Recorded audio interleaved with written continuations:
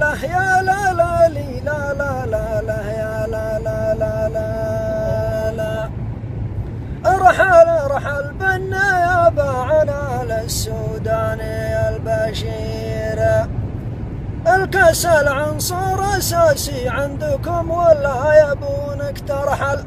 اول مرة في حياتي شفت دولة تنقسم قسمين. اترك الكرسي فلا هو كرسي وبما ولا ابو متعب، انما هو كرسي حتى الفقر يسكن خشاينه.